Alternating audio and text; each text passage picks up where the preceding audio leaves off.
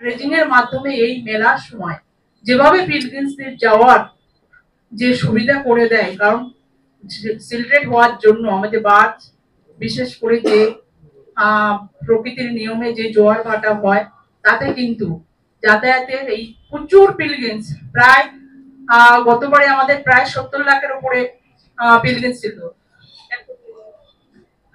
End of the period 1 কোটি আমাদের 70 lakh water pH এর যে ওয়াটার পাউচ সেটা আমাদের শেষ হয়ে গেছিল। পরে আরো ওয়াটার পাউচ যেখানটায় এসে গেছে সেখান থেকে বোঝা যাচ্ছে যে প্রায় কোটি মানুষের সমাগম হয়।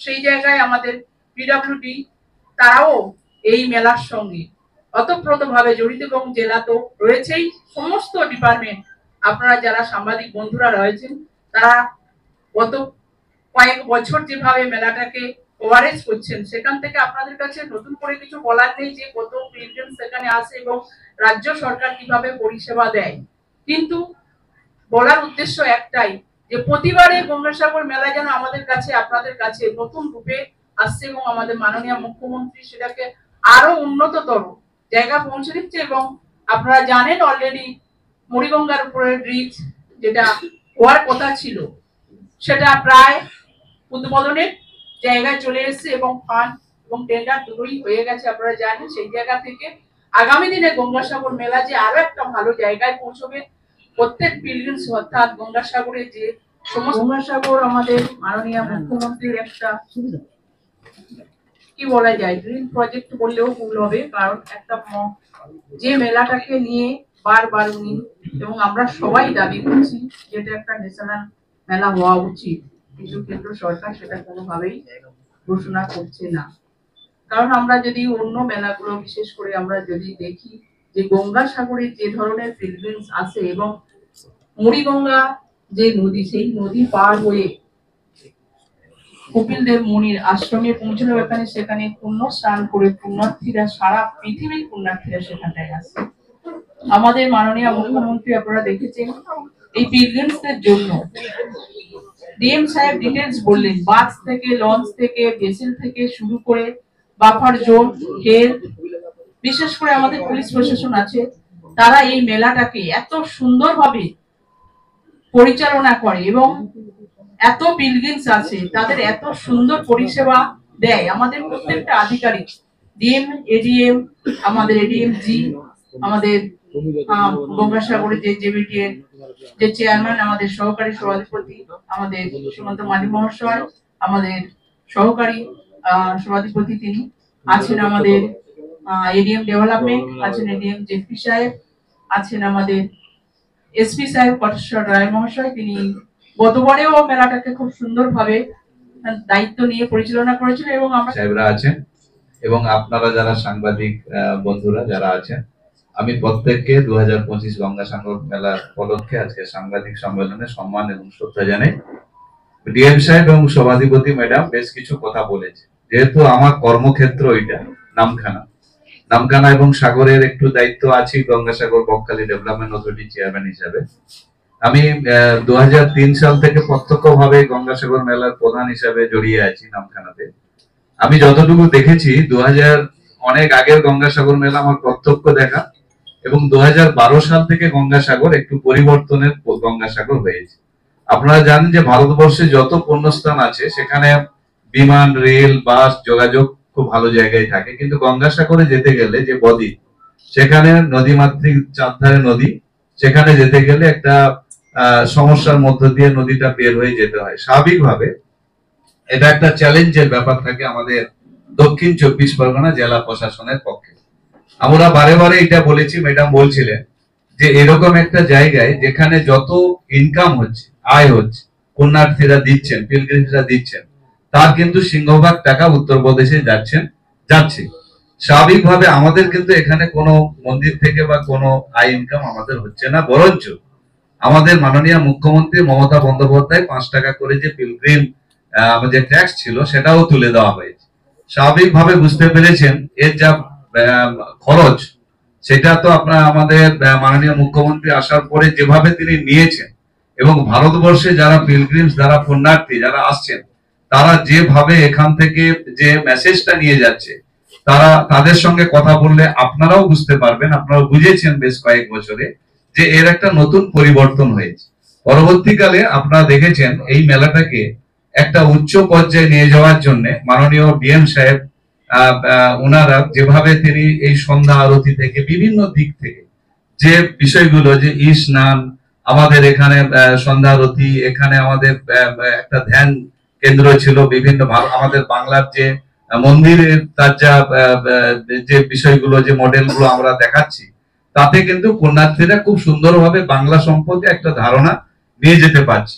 এবং আমাদের মুখ্যমন্ত্রী আমাদের ডিএম সাহেব বলেছেন যে 17 তারিখে মিটিং করে তিনি ব্রিফিং করেছেন, তারপরে ওনাদের আমাদের চিফ সেক্রেটারি লেভেলে মিটিং হয়েছে। আমি শুধু একটা কথা বলতে চাই যে এই মুহূর্তে মুখ্যমন্ত্রী মমতা বন্দ্যোপাধ্যায় এই মেলাটাকে উনি জাতীয় মেলা হবে কি হবে না, ওনার বক্তব্য উনি অনেকবার বলেছেন, আমরাও বলেছি, প্রেস থেকেও বলেছি, এটা কেন্দ্র সরকারের ব্যাপার, এটা হওয়া উচিত। আমার জোরদার দাবি থাকবে, আমাদের বাংলা থেকে থাকবে, আমাদের জেলা থেকে থাকবে, আমাদের পক্ষ থেকে থাকবে। কিন্তু সর্বোপরি এই মেলাটাকে গ্রিন এন্ড ক্লিন গঙ্গাসাগর মেলার দিক থেকে যেভাবে আমরা করছি, এবং আমাদের জেলা প্রশাসন, আমাদের পুলিশ প্রশাসন, আমাদের পঞ্চায়েত সমিতি, সমস্ত দিক, এবং আমাদের পশ্চিমবঙ্গে যত লাইন ডিপার্টমেন্ট আছে সব থেকে সিংহভাগ কাজটা প্রায় পিএইচই করে, পিএইচই ডিপার্টমেন্ট। আপনারা দেখবেন সমস্ত কিছু প্রস্তুত, কিন্তু আমাদের সমস্যাটা যেটা হয়েছিল এটা আপনারা দেখেছেন যে নদীর, আমাদের সমুদ্রকে তো আমরা করতে পারি না, ভারতবর্ষের নয় বিশ্বের ইতিহাসে আপনারা জানেন এই মুহূর্তে সমুদ্রকে নিয়ে রিসার্চ প্রায় ভালো জায়গায় নেই। স্বাভাবিকভাবে গঙ্গাসাগর যে তটভূমিটা ছিল, সি শোরটা ছিল, সেটা প্রায় নষ্ট হওয়ার পথে। স্বাভাবিকভাবে একটা চ্যালেঞ্জ, প্রায় কয়েক কিলোমিটার, প্রায় 2 কিলোমিটারের কাছাকাছি। আমি দেখেছি 1 নম্বর থেকে যদি 6 নম্বরেও যায়, তা আমাদের এর মধ্যে থেকে কিছুটা জায়গা যেভাবে ল্যান্ডটাকে ডেভেলপমেন্ট করা হয়েছে, ইরিগেশন দপ্তরকে গতকাল মন্ত্রী ছিলেন, মাননীয় এডিএম জি সাহেব ছিলেন, আমরাও ছিলাম, তাতে করে আমরা ধন্যবাদ জানাবো। আপনারাও কাজটা দেখলে বুঝতে পারবেন যে গঙ্গাসাগর সহ বিভিন্ন জায়গা থেকে কত কিউসেক মাটি নিয়ে গিয়ে সেটাকে ডেভেলপ করে আবার গঙ্গাসাগরকে নতুন ভাবে নিয়ে যাওয়ার একটা চেষ্টা করা হচ্ছে। নতুন বছরের আন্তরিক প্রীতি, শুভেচ্ছা এবং অভিনন্দন।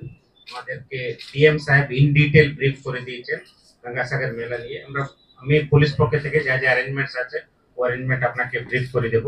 আমাদের মাননীয় DG and IGP, ADG law and order, ADG SP, DAGPR, DG telecom আর অন্যান্য সিনিয়র অফিসার্সরা কন্টিনিউসলি ভিজিট করে যাচ্ছেন আর আমাদেরকে ডাইরেকশন দিচ্ছেন।